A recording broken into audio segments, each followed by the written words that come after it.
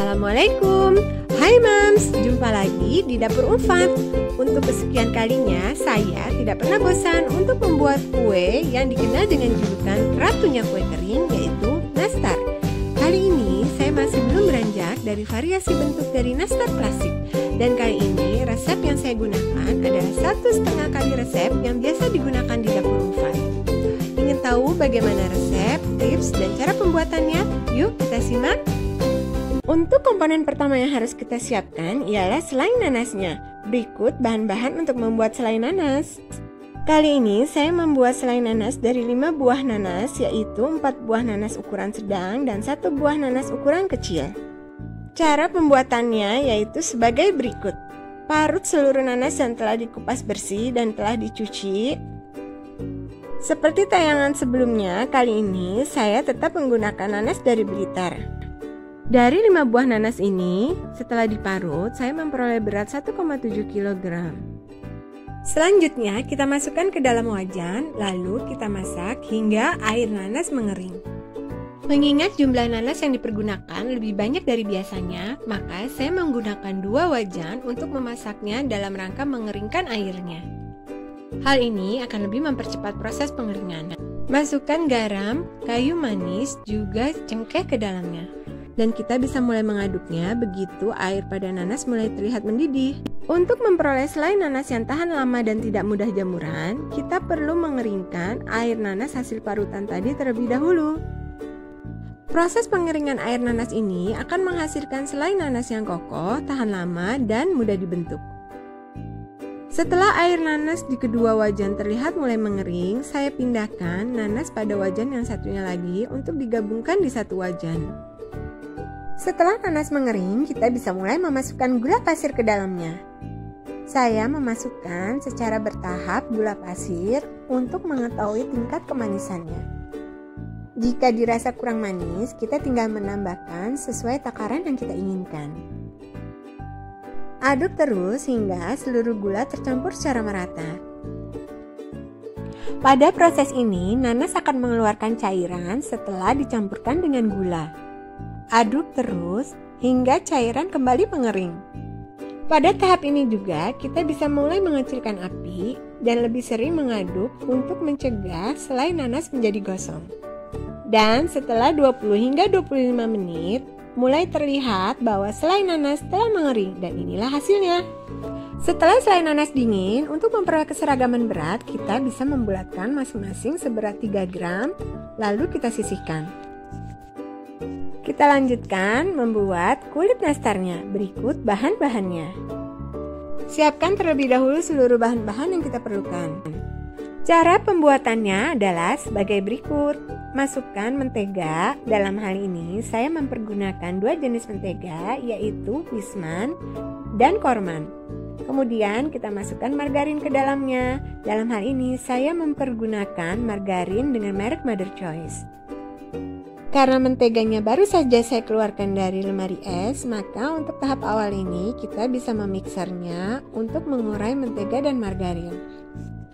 Cukup beberapa detik saja, lalu masukkan gula kastor ke dalamnya dan kita mixer kembali selama beberapa saat. Hindari mengocok mentega dan margarin dalam waktu yang cukup lama sebab dapat menyebabkan adonan melebar pada saat dipanggang. Kita masukkan kuning telur ke dalamnya dan kita lanjutkan mengocoknya hanya sampai tercampur semuanya.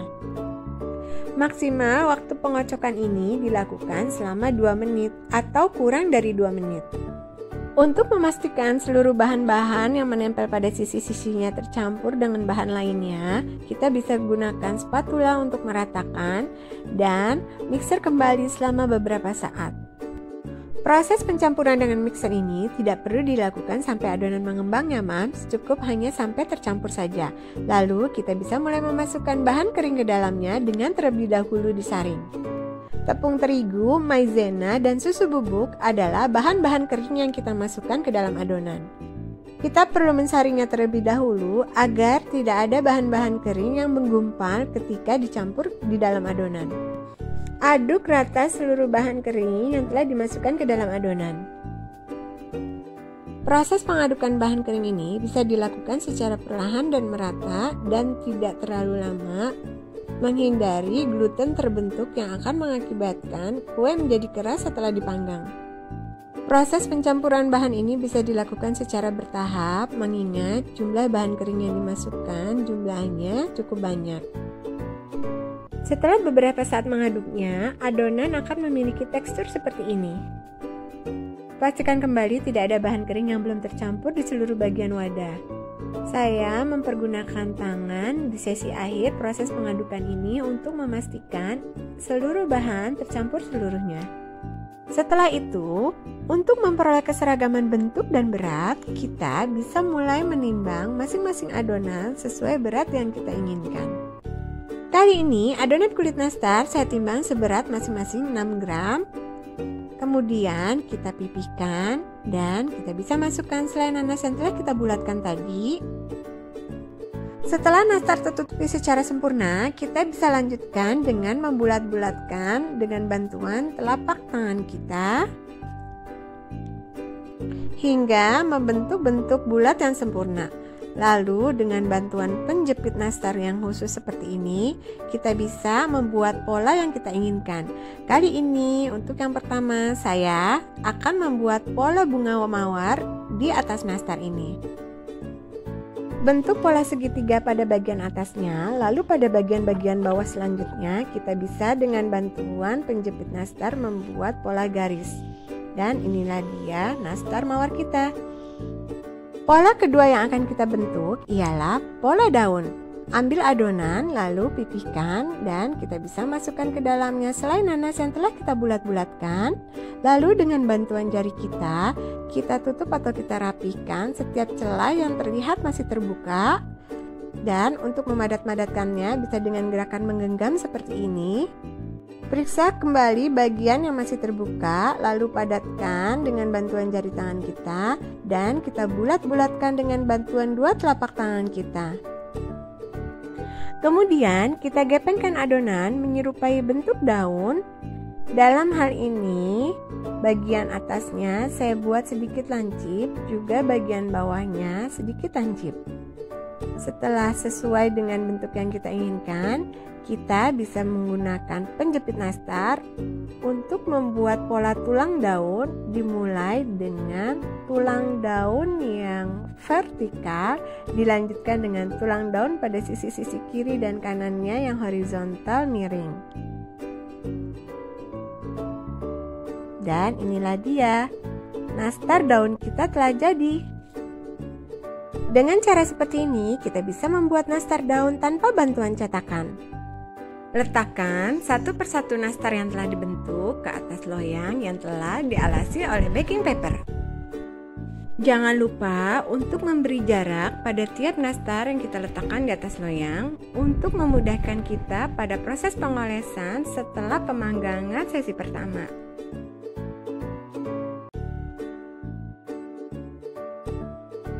Setelah seluruhnya tertata di atas loyang, dan inilah dia nastar-nastar cantik kita telah siap untuk dipanggang. Panggang dengan suhu 150 derajat Celcius selama 15-20 menit. Saya mempergunakan api atas dan bawah dalam proses pemanggangan pertama ini.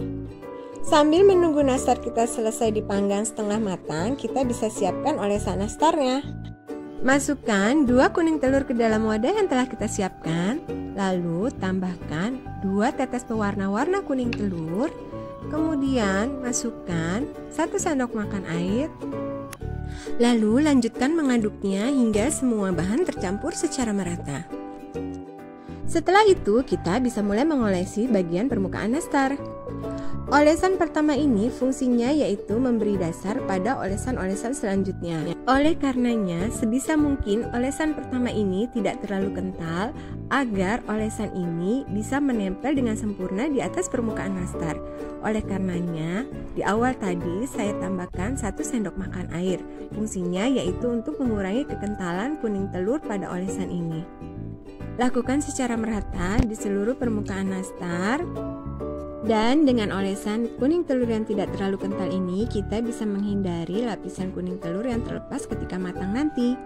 Setelah seluruh nastar kita olesi dengan olesan pertama tadi, kemudian pada wadah yang berisi campuran olesan tadi kita tambahkan 1 sendok makan minyak goreng dan 1 sendok teh susu kental manis. Lalu aduk rata dan ini akan menjadi campuran olesan kedua kita. Kita bisa olesi olesan kedua ini setelah olesan pertama pada permukaan nastar tadi telah kering. Olesan kedua ini akan menciptakan efek mengkilap pada permukaan nastar. Moms bisa melakukan 1 kali olesan atau 2 kali atau 3 kali sesuai dengan keinginan moms. Seperti proses sebelumnya, olesi olesan kedua ini secukupnya di atas permukaan nastar. Setelah seluruh nastar yang berada di atas loyang telah kita olesi dengan olesan kedua, kita bisa memanggangnya kembali dengan suhu 100 derajat Celcius dengan api atas selama 10 menit. Proses pemanggangan ini menjadi satu poin yang sangat krusial untuk menghasilkan nastar yang tidak retak dan mulus secara sempurna. Penggunaan api kecil merupakan pilihan yang sangat tepat dalam proses memanggang nastar ini. Dan inilah dia nastar klasik kita dengan varian bentuk. Mari kita lihat, dengan pemanggangan menggunakan api atau suhu yang tepat, kita akan menghasilkan nastar dengan kematangan yang merata. Pada bagian bawahnya telah sempurna kering dan pada bagian atasnya tetap terlihat glowing. Jangan ragu untuk mencoba resep ini ya Mams. Terima kasih telah menonton dan jangan lupa untuk subscribe, like, dan komen. Wassalamualaikum warahmatullahi wabarakatuh.